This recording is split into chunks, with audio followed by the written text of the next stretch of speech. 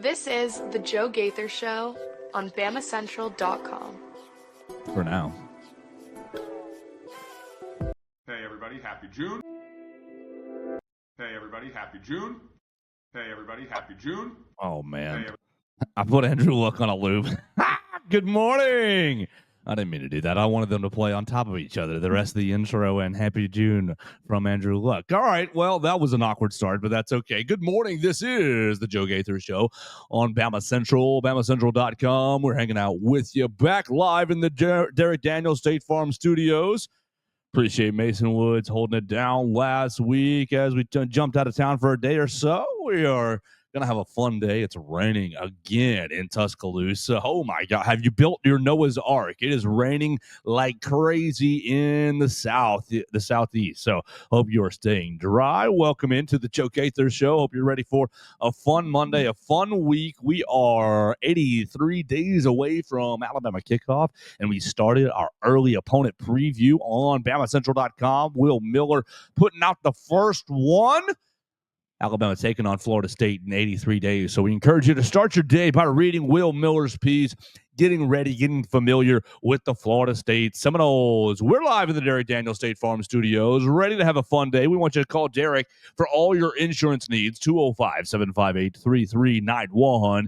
You can call him today. Red and Reese and Victoria are upstairs. They would love to take your phone call, run you through a quick auto insurance quote, talk about your policies, and see if they can save you some money and get you better local coverage. Like a good neighbor, Derek Daniel is there. We're here with our man, Theo Fernandez. Theo has been under one anxiety attack and one mini celebration already. The Thunder are 1-1. You follow Theo Fernandez at Theo Fernandez _. You probably saw him anchoring the sports on WVUA 23 this past weekend. Check him out 2 weekends, every other weekend on WVUA 23 and writing for BamaCentral.com. What's going on, Theo? How are you? How was your weekend? We got a lot to get into. Oh, before you answer that, I need to set up kind of what we're doing. We got a lot to get into. We're going to dive into, start picking through this House versus NCAA. Is it good for college athletics? Is it good for Alabama? Greg Burns seems to be behind it, and if Greg Burns behind it, we're behind it.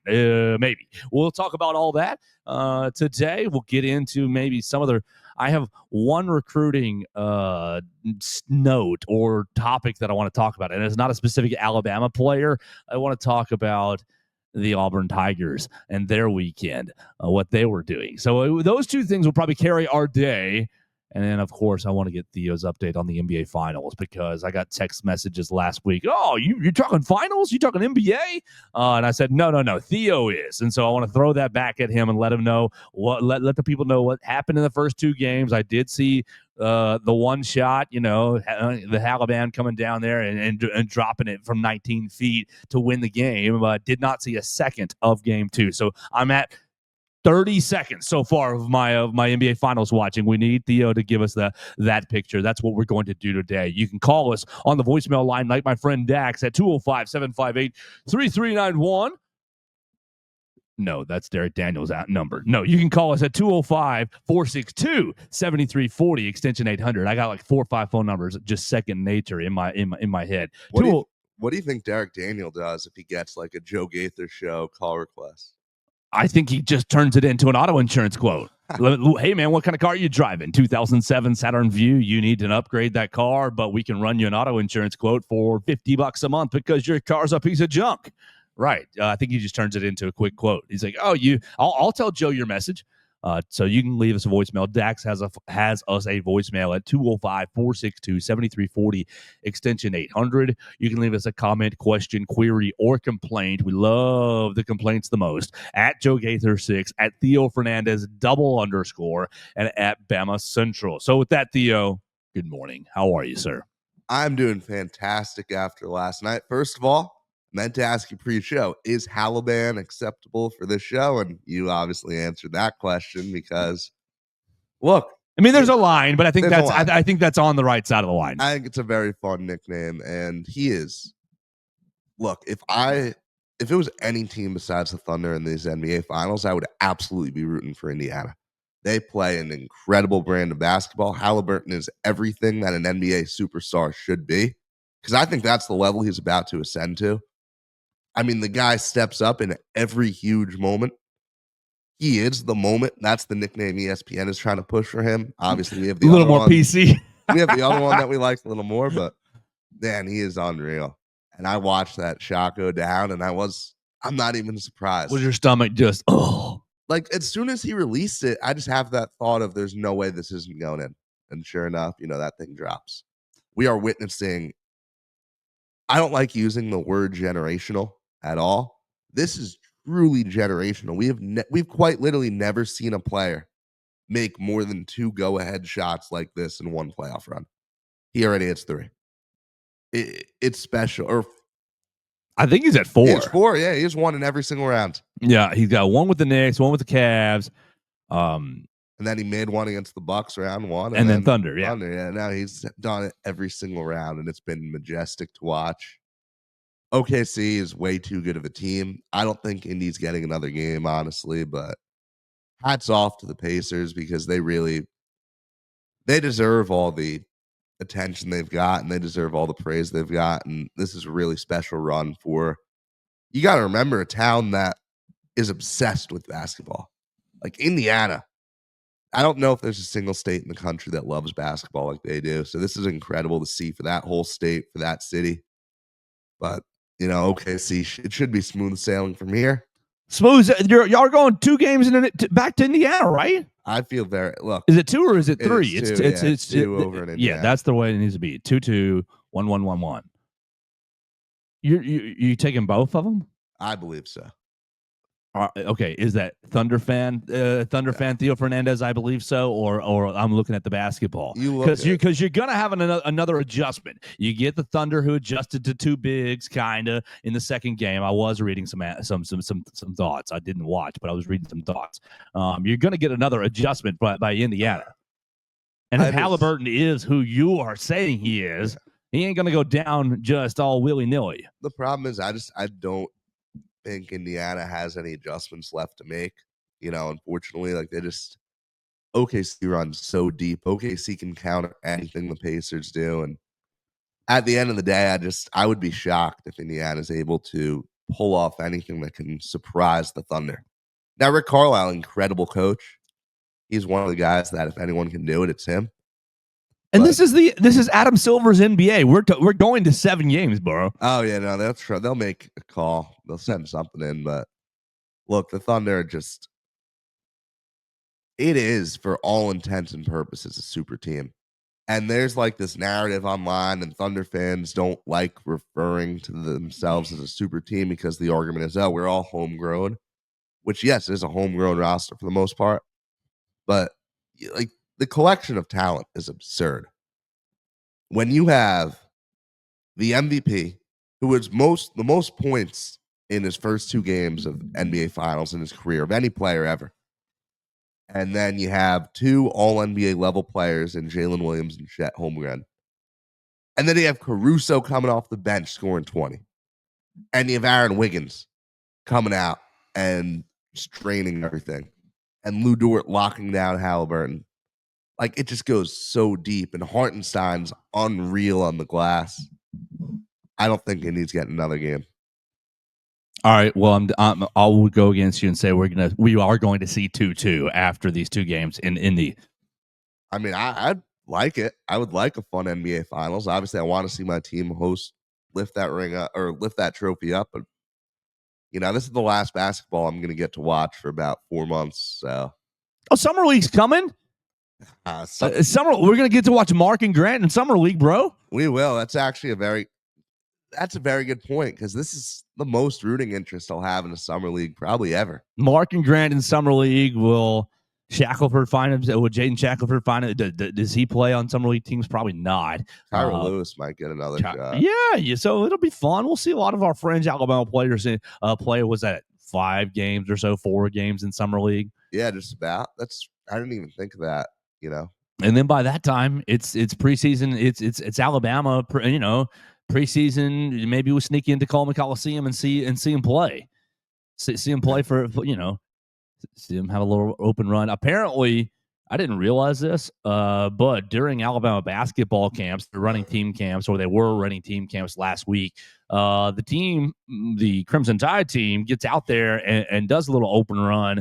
I may sneak over there and see if they're still running some camps, just so I can watch Taylor Bowen and get my eyes on him, get my eyes on Jaleel Bethea. What I was seeing over the weekend was Jaleel Bethea, buy stock now. And I just want to say, I bought my stock before that tweet. You're invested. I bought my stock as soon as Coach Oates was talking. Oh, this was a lottery pick that just didn't have a great season last year. And you pull up the highlights and you see him just playing 1-on-5 with Miami. So I might be trying to sneak into Coleman Coliseum during some of these basketball camps to check out the Crimson Tide. But yeah, I have already bought as much stock as I can afford in Jaleel Bethea.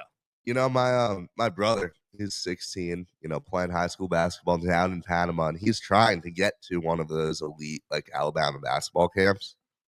And it's I'm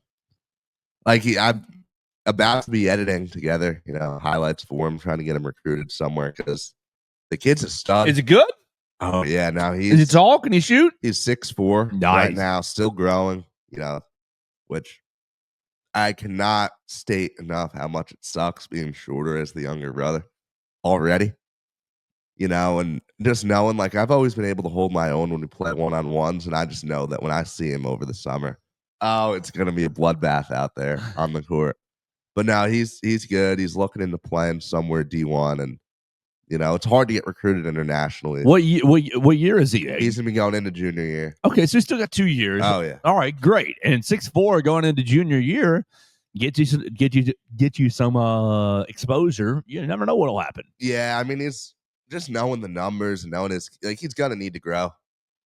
Is he playing post or is he trying to play guard? Well, that's the problem with the coaching down there is far from ideal. Right. If you're 6'4", you're playing the post. Yeah, right. That's how it was in my high school. Our tallest guy was 6'4", 6'5". That's our center. And it's you probably should be trying to hone your guard skills, buddy. Yeah, and it's funny. Football is the sport that he had a better shot at. He was on the Panamanian national team for football, and they just basically forced him to play offensive lineman. They said, because he's got perfect tight end build, great hands, and they basically told him now, if you want to be on this team, you're going to be a lineman. You're the biggest guy we've got. So if you want your kid to go play college sports somewhere, I recommend that you stay in the United States of America. For any parents out there, it does not go very well internationally sometimes, but everyone is having fun over there. All right. Well, good luck to Fernandez Jr. What's his name? Peter. All right, Peter, we're pulling for you. Peter is our new pet project. Get Peter a scholarship. And I'm hoping some coach somewhere is listening to this. I can send you all the tape. Kennesaw State, Georgia Southern. We can get you with Charlie Henry. We can get you with Antoine Petway. Come on, that seems not too crazy. I'd agree. Too crazy of a level. It's the kind of landing spot he'd be looking for. There we go. Georgia Southern, not too far away. 6'4", just ask him if he's got a blue collar, if he wants to wear a hard hat, because the same rules apply for Charlie Henry and for Antoine Petway. Yeah, I don't know if they believe in that blue collar stuff down there. Well, they try to. I hope so. Or I'm talking about down in Panama. I don't know if they're, from what I hear, the kids are kind of lazy sometimes. No, come on, Peter. We got to get your nose to the grindstone. I can beat him up a little when he comes up. There you go. Maybe he can shoot better than you, but you can stick that elbow right in his back exactly. and teach him a lesson. Remind him about good old-fashioned American work. Exactly. All right, so Theo, what are we going to do today? We're going to talk about we're going to talk legalese for most of this. Have you been reading any of this stuff? I'm sure you've been spending your whole weekend poring over these documents right there as college athletics has changed. Judge, what is that? Claudia Wilkin? Is that my name? Let's see. That is the name. I did write it. Goodness gracious. Yeah, Claudia Wilkin. Yeah, exactly. Just want to make sure I got her name correct, her honor correct. Judge Claudia Wilkin approves the House versus NCAA settlement at what? 8:45 on Friday night. I'm headed to dinner, and I'm seeing it come across I'm in the Uber headed to dinner. I'm like, well, can't get that right now. Can't do anything about that. But she approves the settlement that we all knew was coming, and really, I think it was supposed to be approved on June 1 or May 31st, by June 1. Did go a couple days past that, but they got it done before the new academic athletic calendar year, which is important because to me, the biggest thing is scholarship limits, particularly as it pertains to walk-ons and what we're going to do for these current guys. But let's just talk about reaction. All right. Overarching themes of the settlement are colleges can now pay players directly out of revenue sharing. And I think the limit is what, $20.5 million revenue sharing. And Greg Byrne, at least for our intents and purposes, has said that Alabama will be fully funding what they can do, fully funding the settlement. Fully funding their end, the $20.5 million. Now, how that $20.5 million is dispersed is going to be up to all the athletic departments. Are we going to put all $20.5 million into football? Are you going to put it all into basketball? Are you going to spread out the wealth and, everybody gets a trophy? Here's $5 for everybody. It's going to be up to the athletic departments. And so you're going to start to see some inequity based off of how these athletic departments choose to spend this money. Are you going to spend it all on football? Yes or no? Are you going to say, oh, everybody gets a cut? That's going to be your first distinction here. The other part that I find interesting is the scholarship limits. I think if football has gone up to 105, baseball is up to 34, 35. I think basketball has gone up to 15. But you're not going to have schools, you're going to fund the scholarships at 20 million or whatnot. But you're not going to see. I don't see Alabama going to 34 baseball scholarships. I see Alabama bumping up to maybe 25, 6, 7 baseball scholarships. It's going to be very interesting to see how these athletic departments decide to use this money. And I guess we're talking it out right here, Theo, because I haven't quite decided my thoughts on this. The other big aspect to this is the way that we're doing NIL. Everything over $600, I pay Theo Fernandez $600 to go on the Joe Gaither show and read, our ad for the show. Everything over, if I'm paying him $601, he's got to file this deal with Deloitte, this clearinghouse, NIL Go, and they're going to determine if Theo Fernandez is worth $601, if the ad read on the Joe Gaither show is worth $601, and that's going to become quite an issue, in my opinion. You're going to have people talking antitrust, and it's going to continue down the line. But you do have an enforcement, basically, entity now. You do have a landing zone for, hey, Billy Smith is not worth is $100,000 to do one ad read for Tony's Tires, right? They're going to probably reject that. Now, if Billy Smith is a Heisman Trophy winner and is not Tony's Tires, but it is Buick or Nissan or Mercedes, and we're going to put him on a national commercial, maybe he is worth that $100,000. It's going to be interesting to see how they delineate. Basically, everything going from June 1 on has to get filed with NIL Go. And I think NIL Go, I saw is going to actually get started on July 10, 11 is when that actually is going to get fired up. But everything's got to be backdated, so they're going to already have a month's worth of deals to be sifting through before the upcoming season. And so there's several complications here, Theo. But these are the big, key points from the Joe Gaither's perspective. What do you want to start with? Do you want to start with how teams are going to fund, how teams are going to use that $20.5 million? Do you want to start with how teams are going to use the scholarship limit? Or do you want to start with NIL Go? Dealer's choice. Ready, go. I would like to start with what I think is the clear, glaring biggest issue here, which is the NIL Go. Go for it. I just personally, politically, whatever, I tend to lean very fiscally libertarian in the sense that I believe in an open market. Same page. We're on the same page. Keep rolling.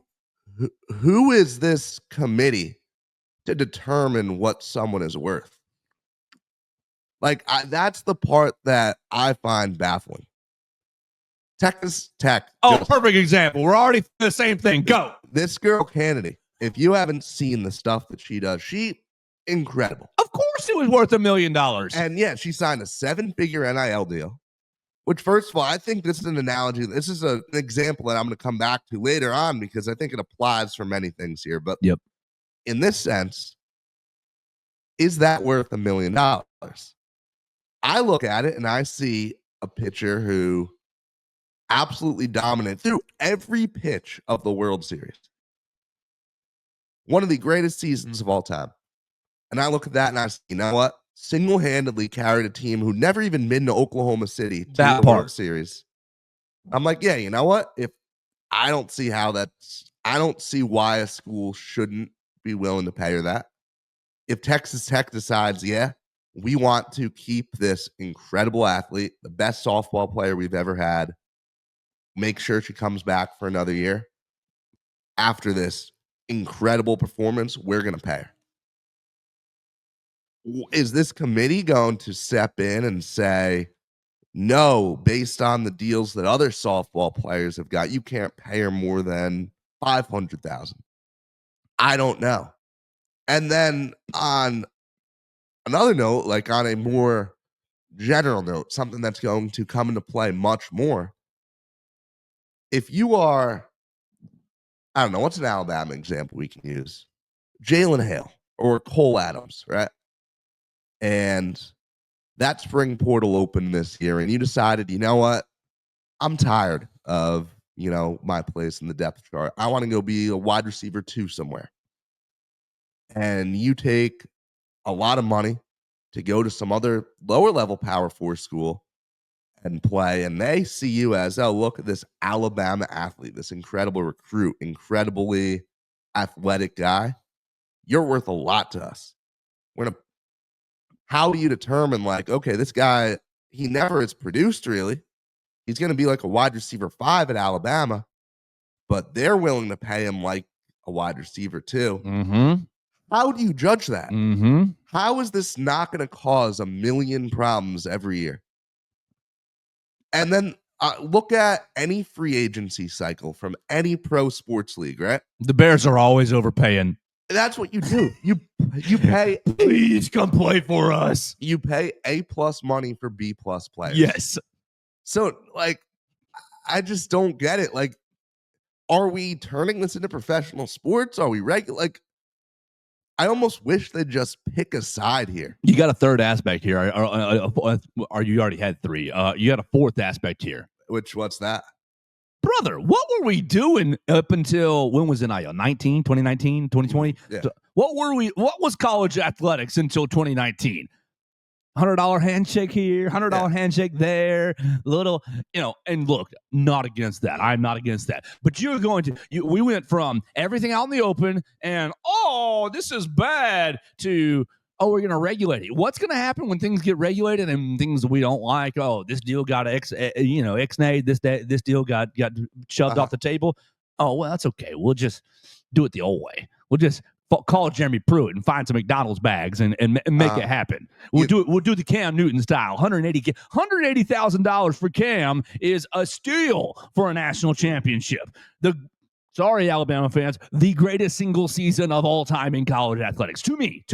All right, you can throw Joe Burrow right there, but Cam Newton playing with a bunch of farm boys who never went to the NFL.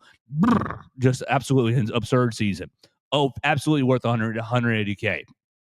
And how many months did Paul Feinbaum get the "who is the bag man" conversation? Oh my gosh, that was a whole year of his entire radio program. And credit to you, brother. But like, everybody knew there was something nefarious. Oh, did Cam Newton's father get paid through his church? Was it a donation to the church? Was it of course, we're tithing and offering to the church, which is great. Good on that. But like, are we using the church to get Cam Newton from? Like, it's just going to go back under the table. Mm-hmm. And 2 other notes here. First of all, my theory, and this is just pure speculation, is that there are going to be a lot of shell corporations created that are going to give guys a ton of $500 NIL deals. Yes. That's the first one. $5.99. Yeah. No, it's gonna happen. It's like how when you withdraw like $8,000 from the bank, like it's under the threshold, you know? The second note, there's gonna be a lawsuit just about every time a deal's rejected. I mean, you look at, like, if I'm an athlete and they're gonna go and tell me, "Oh, you're not worth this much," I'm taking it to court. Like, I don't see how this isn't gonna happen. Already look at how many college athletes are involved in lawsuits right now, currently, about eligibility, about, like, why did Diego Pavia, take all this action to ensure that he could stay? To make more money, because he recognizes what is gonna happen in this NIL world. Everyone does. And if I'm an athlete and this outside committee is gonna step up and tell me, "No, you can't take that deal. We don't think you're worth enough money to get paid that much," I I'd be up in arms. I wouldn't be. You think anyone's just gonna sit by idly and just let that happen? I don't see how this whole NIL Go thing is gonna last. I don't. I like a lot of what happened in this. I just don't. I just can't get behind this part of it at all. Yeah, this is from the Athletics reporting from over the weekend. The settlement establishes the clearinghouse dubbed NIL Go and managed by the accounting firm Deloitte, which instructs athletes, this is so stupid, to self-report any third-party NIL deals worth $600 or more for review. The idea is that those deals that fail to meet a valid business purpose and or fall within an approved range will be flagged and must be adjusted or taken to arbitration. From the perspective of the NCAA and Power Conference leadership, this new enforcement is meant to bring competitive balance and transparency to a NIL marketplace. But among those who have witnessed the NCAA's inability to police and that marketplace in the past, there's a lot of skepticism that the settlement will change things. Quote, "It sounds great in theory, but how will it actually work?" asked one Power Conference athletic director. Industry sources familiar with the clearinghouse and enforcement plan insist it will have a more and swifter latitude and punitive power than the NCAA wielded in the NIL era. Until it actually drops that hammer, it's done little to scare off coaches and recruiting staffs with passionate and deep-pocketed donors. A couple more paragraphs and we'll get back to it. A number of sources question whether athletes will even report their third-party deals or do so accurately. Others suggested that deals getting challenged by the clearinghouse or the fact that they have to be disclosed at all could spark more antitrust legal action from collectives. Other sources were downright dismissive. Quote, "If you tell a booster or business owner they can't give a star player $2 million, there will be lawsuits," said the personnel director. Continued, "There is no enforcing this. Fair market value, bleep Deloitte," is the quote here. This is going to get even crazier.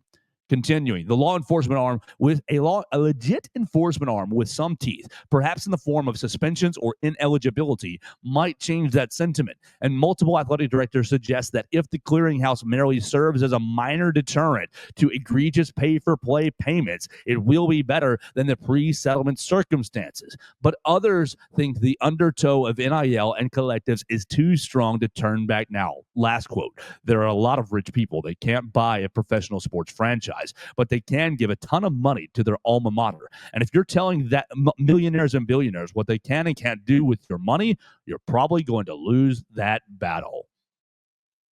I couldn't agree more with that. And that sums up, I think, a lot of what I was trying to get across, because this just doesn't really seem like it's going to work at all to me.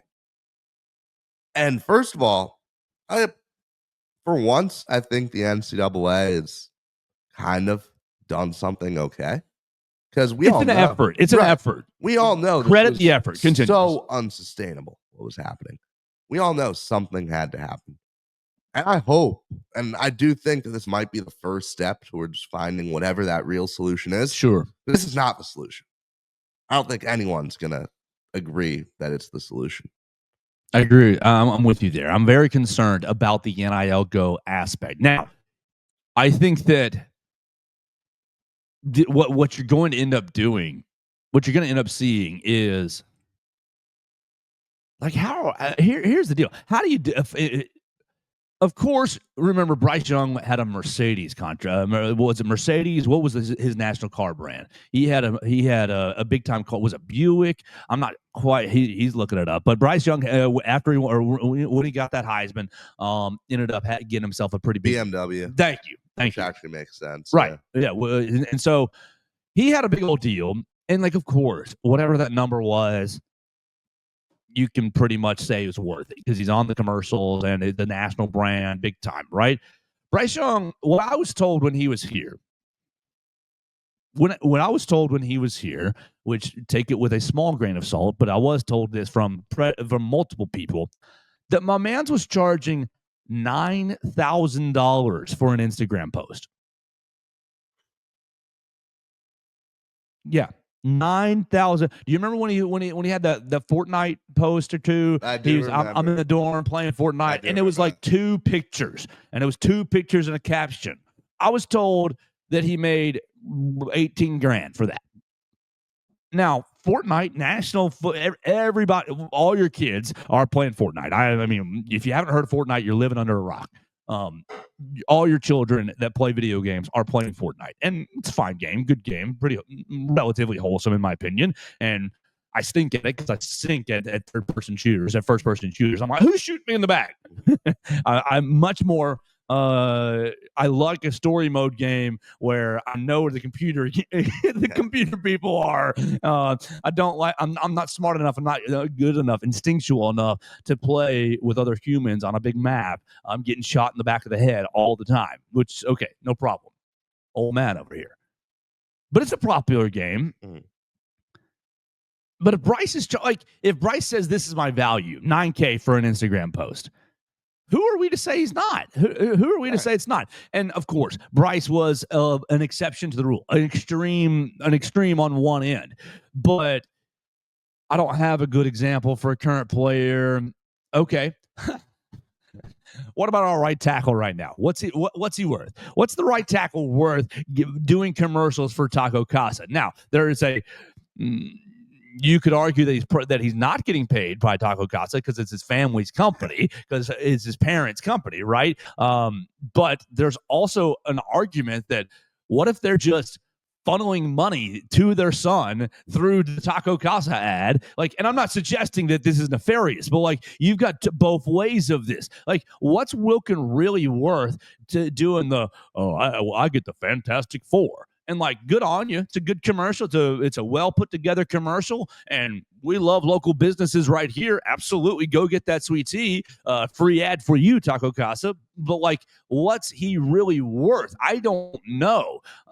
It's just going to become will NIL go? Will Deloitte be looking at Taco Casa's finances, be looking at, hey, you're bringing in X revenue, you're paying Y money out to right tackle. Oh, it's also your son? Like, is that going to create some sort of red flag? You can't be doing that. It's their son. It's their company. Yeah. They should be able to say, you know what? We love you. You made all A's. You're starting on the team. You're a great representation of the brand. Here's this chunk of money that we had for you because we're proud of you and you've earned it. Like, they should be able to determine that. They should be able to decide between themselves whether it's zero because, hey, Wilkin, we just need your face, and or it's pick any large number. I don't want to throw out a large number because this is a real local business, right? But like anywhere in between there is up to the Formby family and the Taco Casa ownership and their accountants and their business people. If you've got to say, oh, well, you're actually a local fast food chain, which they would hate that. They're a little more than fast food, right? You're a local restaurant chain. So yeah, we don't think this commercial is worth $750. This $600 limit is a little bit a lot of bit restrictive to me, because I'm just going to assume this is a total make a butt out of me, right? I'm going to assume that that commercial, whether it's their son or not, is worth at least $1,500, like probably more. He's going on set. He's got his hair cut. He's wearing a nice polo. He knows his lines. He delivers them cleanly. It looks good. That's worth more than $600. I'd agree. But how do we decide how this family can choose to spend their money? I think it's absolute hooey. Mm-hmm. And continuing on that note, like, this is how many people are going to have to be working for this committee, and how much information is going to be required. Right. Are you going to ask for Taco Casa's tax information, and we got to find, how much money you're really bringing in? Yeah. Oh, how much money did you spend on, Marty Lyons is in one of those commercials, former Alabama player. How much did you give to Marty Lyons? Like, it's insane to me. Look, you have 130-ish, I forget the exact number, like 134 FBS schools. You have another between like the Big East and the A10 and like it's like 300 something basketball schools. Yeah, and we can leave off like the lower end, like the Iona level, But just take it to 250. Let's ballpark it to 250. Yeah. That is a lot of schools with a lot of athletes who are like, how Woj is working with St. Bonaventure basketball, doing all the NIL stuff. And he's talked a bit like those guys are all pulling in deals over $600 easily. Like you're going to analyze the fourth guy off the bench at a middle of the pack Atlantic 10 school in upstate New York. You have to determine how much that guy is worth. Like, so to me, this whole thing is we've been crying about the lawyers making all the money and the billable hours, and like, to me, this is just a continuance of trying to get more of that. Mm-hmm. Instead of, yes, it is probably a half step in the positive direction. It probably is, but it's not enough. It's meager, and 600. Who decided $600? 600 was the threshold? Your guess is as good as mine. Because is that to protect the small school that's paying here's $600 for this ad read? Because when I was working with the radio station at 109, we had a couple. Oh, we're going to bring this athlete in. They're going to read Billy's car station, whatever it is, and they were getting paid fine, but it was more than $600. And it's like you're essentially going to push a lot of this back onto the table. And that to me, is that the goal? Is it do you just want to recreate the illusion of amateurism? Oh, they're not getting paid unless it's approved, unless it's a real deal. And so I think back to your softball player. Texas Tech softball player gets $1 million.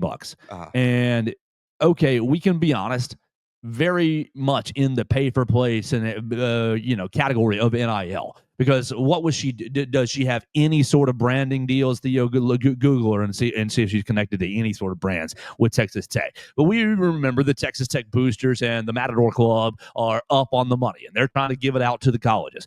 But think about what she just did for the softball program at Texas Tech.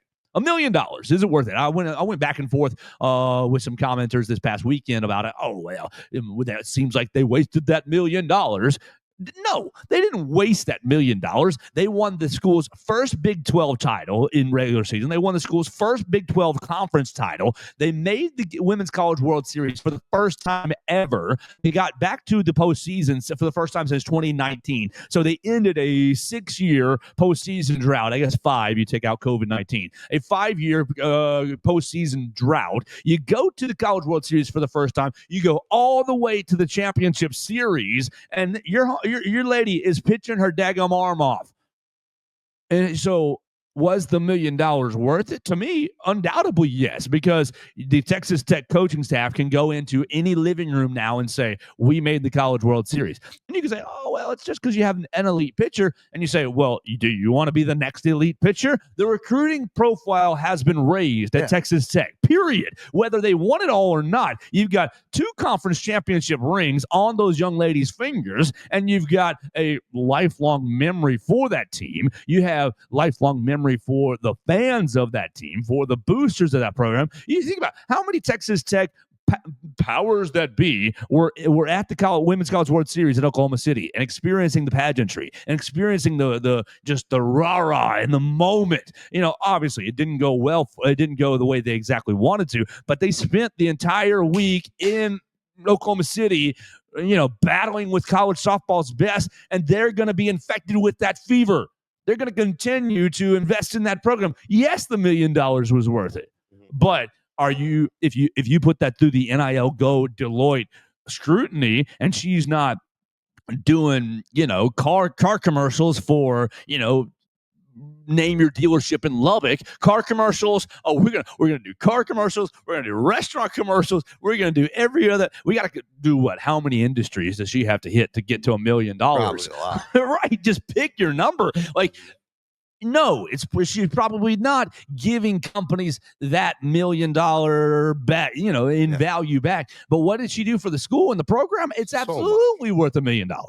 Now I have 2 quick hitters for you that I want to throw at you, and you can answer them however you want.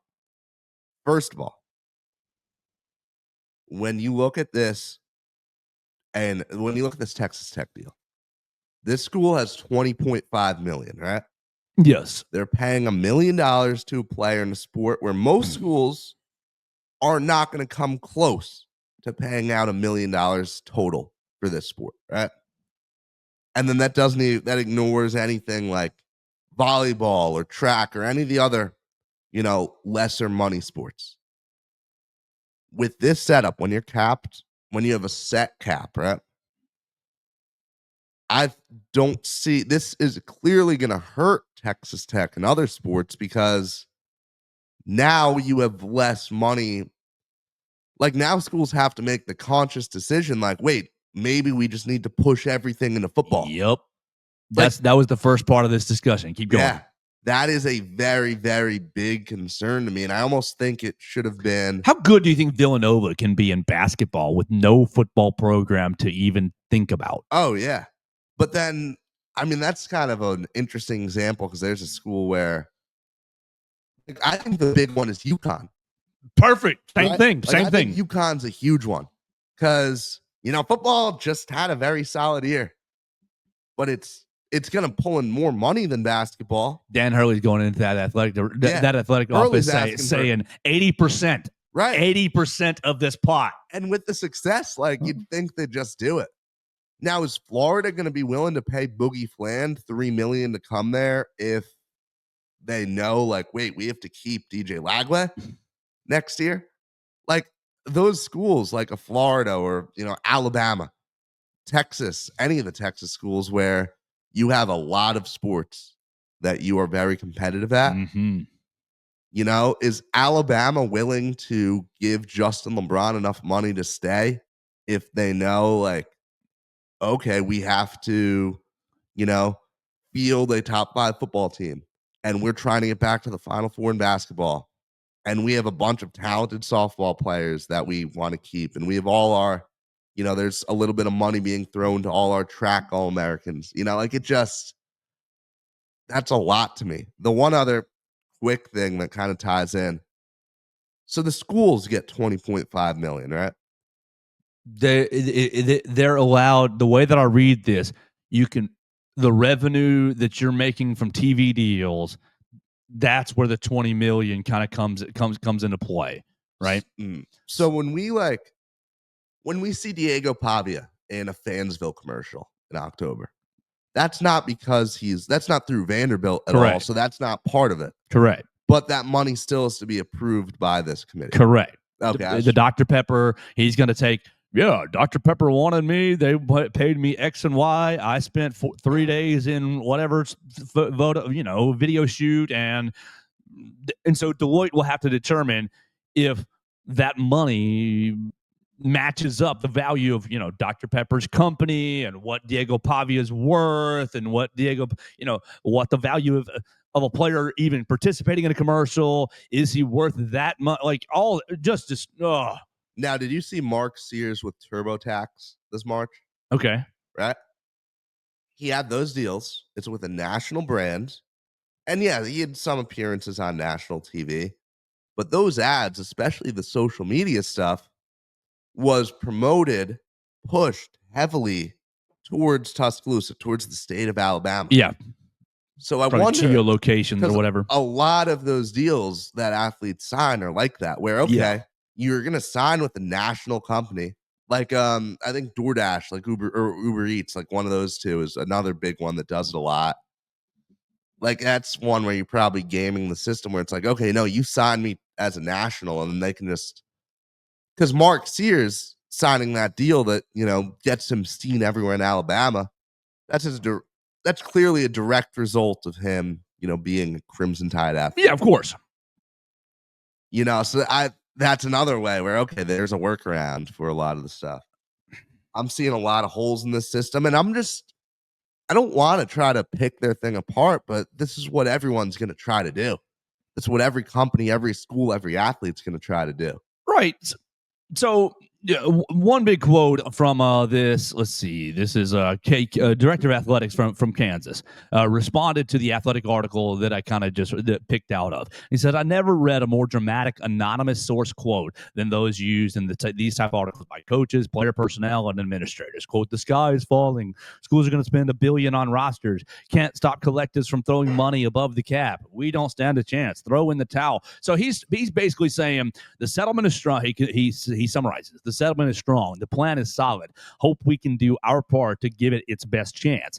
Kansas is excited and optimistic about the future of college athletics. Rock chalk. And our man Greg Byrne goes and affirms this, quotes it. "Attaboy Travis, couldn't agree with you more. Seems like a lot of folks want to be the expert that says this won't work." So I'm not the expert. I'll just say that. I'm just fearful of how this can be, how this plays out. Really, but as we said, I think this is a decent one step. This is a decent step in the right direction. You're gonna have more changes with this, but my biggest concern is the deals going back under the table. Uh-huh. That's my biggest concern, and my second biggest concern is the deals being litigated and arbitrated to death. Essentially, my deal $601. I think you're right. I'm gonna do one ad read. I'm gonna sign individual contracts, right? Yeah. I'm gonna sign individual contracts. Every read is $5.99. Uh-huh. Every read is $5.99. I'm gonna do 5 ad reads, and so that's basically $3K, right? A little shy of $3K, but we're gonna sign it in 5 separate deals so that it doesn't have to go to the Deloitte clearinghouse. And yeah, I've read 5 different versions of "come see us at Jimmy's car shop," blah, blah, blah, blah, come see us at Jimmy's auto, blah, blah, blah, and that's the way you're gonna work around it. I would love for this to work out, Joe, I do too, but I think it would be kind of crazy to have any faith in the NCAA at this point. I think, we're very much within our rights to be very skeptical of anything that, is running through the NCAA. I think we've seen, when you see something fail time and time and time again, I'm not just going to put blind faith into it, and I'm going to try to pick it apart and look for flaws, and everyone's kind of come to the same conclusion on this. It may be nefarious of me, but I'm thinking as if I were a coach or an administrator or a big money booster. My first thought was, man, I can poke right through this. I can, and maybe that's not the way to think about this, but those guys are thinking these exact it's a competitive, it's a competitive entity. Yeah. Their livelihood is on the line. I want the wins and losses keep me employed or not employed. I don't think we've said a single thing today that hasn't crossed through Courtney Morgan's mind already. I hope not. right? Like I wouldn't expect it. You know? You got to be rallying the Tuscaloosa businesses and Alabama businesses to get real NIL deals for these players. I know Ryan Williams is on those T-Mobile ads, T-Mobile billboards, I believe. So that one works for him, national big-time brand, whatever he's getting paid from them. But I'm sure scrutiny. And then he gets to say, well, I'm a top 5 most popular player in college football right now. So, of course, the numbers line up. But then they got to determine, is T-Mobile getting their money's worth from Ryan Williams? Is that really true market value NIL? It takes me back to your original point. The market, you are worth what people decide to pay you. And if someone is silly and decides to pay this podcast $5 million, then we're worth that. It's just is what it is. And how do you account for the fact that some guys are fan favorites? Not every starting offensive lineman, some what do of you them, think Jalen Mbakwe is making this year? Right, more than most people, more than most 4th string, 5th string wide receivers. Yeah, I'd imagine more than almost all. Right? I mean, you remember the fact Ole Miss was willing to throw him 7 figures. There's just, it seems like they're trying to find an automated solution for a very human issue. Mm-hmm. So how do you think Alabama's going to use this $20.5 million? Because that's going to be okay, NIL aside, you've got $20.5 million to decide how you distribute it through your athletic department. And what do you have? 19 sports on campus, I think is what it is. 19 athletic scholarship sports on campus. And obviously, we all know the big 2, football 1, and take a big gap, men's basketball 2. Sorry, men's basketball, I love you, but there is a big gap there. Let's just be honest. How do you determine? Do you think? Surely not.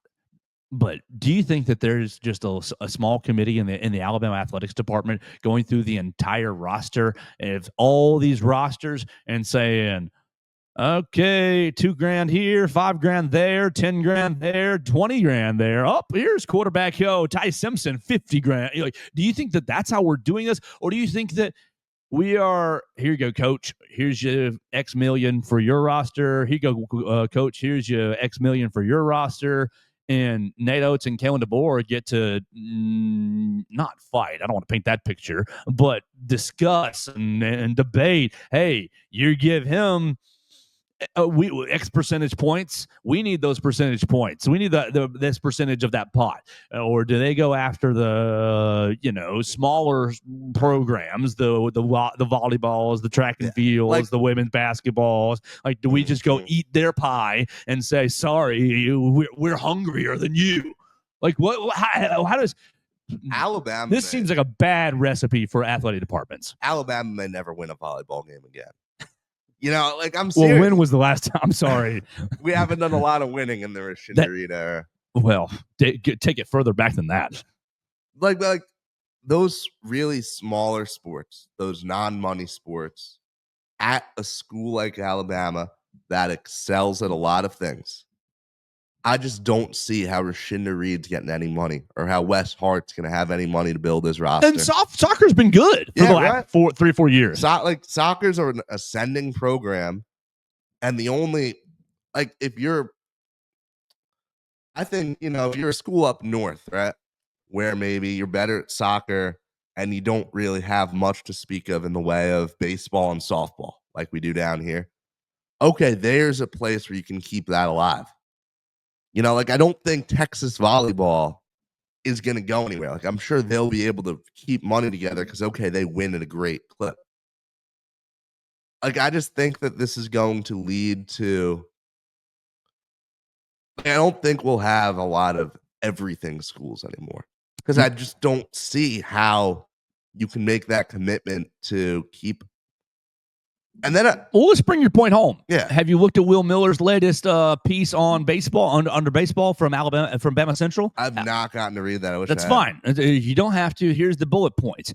He writes about Alabama's newest transferee, Justin Osterhaus. Going to be a position player, infielder, kind of utility guy, can play a lot of positions. Why is he in the portal? Well, he's good, but Mhm. why is he really in the portal? He played at Purdue Fort Wayne, which in the very first paragraph, entering his junior year, comes from Purdue Fort Wayne, which will not have a baseball program going forward. Yeah. Purdue Fort Wayne says, sorry, baseball, sorry, softball, these programs are cut. Mm-hmm. That's what ends up happening here. Yeah. And so, oh my mercy.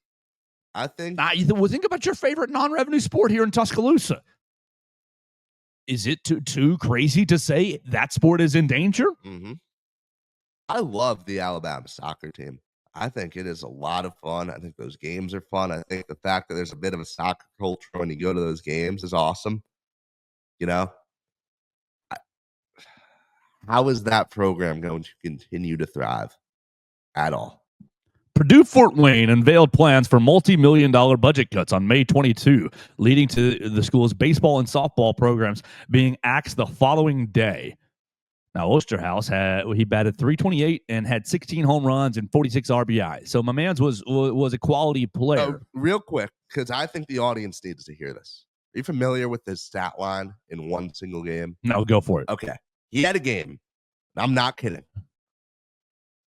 4 home runs, including 4 home runs, 8 RBIs, including a walk-off grand slam, and he was also the game's winning pitcher. That's the guy we're getting. So I mean, was probably going to go in the portal anyways, and looking for a deal, but you lost your baseball. You're homeless. You're a homeless man. You no program at Purdue Fort Wayne. Mhm. That's the future of college athletics with this $20.5 million. Now, is that probably better than asking Billy Fan to keep funding these players? Yeah, I think it is. It's probably better than asking Jimmy from Gordo to keep dumping money into Yale, Alabama because do you want to win? I think that's just an area that's an area that makes me really icky. Asking Jimmy from Gordo to keep you afloat because you are and you have been a big high level entity. Alabama athletics, any athletics program, but we're talking about Alabama, is a high level multi-million-dollar money entity. Now I know. Look, I read the financial reports. I know Alabama revenue lost money last year, and a lot of that is coaching contracts, paying out for Saban, and bringing in DeBoer and all that. But you lost money, and many years you lose money based off all football funding, everything else. So look, I think there will be cuts, and I think that's sad and a hard thing to look at. So. This thing is so complicated. I think, Joe, you could probably spend every show this week just talking about this and still have areas that you haven't hit. Because there's just so much to go into. And there are so many angles and perspectives that you could take to look at it. And I'll tell you what, being a writer right now, we're going to have so much to cover across all sports. It's going to play into so many things that we do.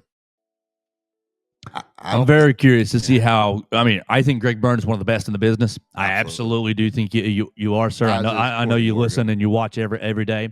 I think you are one of the best in the business. But I do not envy what you are walking into with balancing this $20.5 million and trying to keep everybody happy and trying to keep all these programs. I mean, most of the programs on campus are competing at a very, very, very high level. I know that you got fan bases that can complain in their own ways, but most of these programs are on the up and up and up. Theo, you've got to go, and so we need to wrap right here. We do have a voicemail in the tank. I'm going to save it for tomorrow. It's on tight end. So Dax, appreciate your call over the weekend. Thank you for your service. I know you were drilling over the weekend, National Guard stuff, and you were really serving our country. So I appreciate you doing that. Your voicemail is not being skipped. It's just we're going to move it to tomorrow with Mason on Alabama tight ends. I know you talked about that.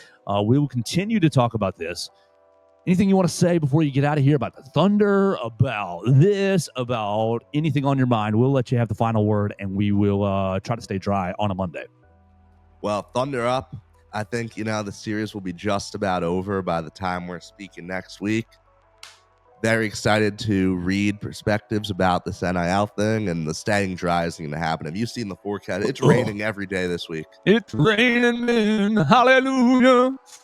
And singing in the rain. I was not ready for this. I was told it would be rainy and hot. I was not ready for just how crazy it is. So I'm getting the full summer. Yeah, southern experience. I would say that the rain seems a little more extreme than I'm even used to, right, Theo? Really? So we'll say that. But the heat's right on par. And I'm told it's only to get worse.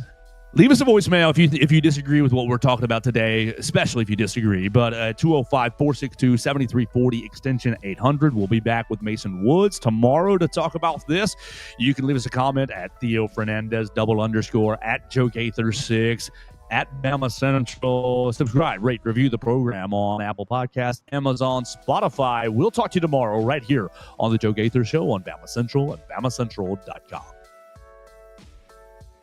Thanks for joining us on today's edition of the Joe Gaither Show on Bama Central. Keep up with Joe on all his social media pages at Joe Gaither 6.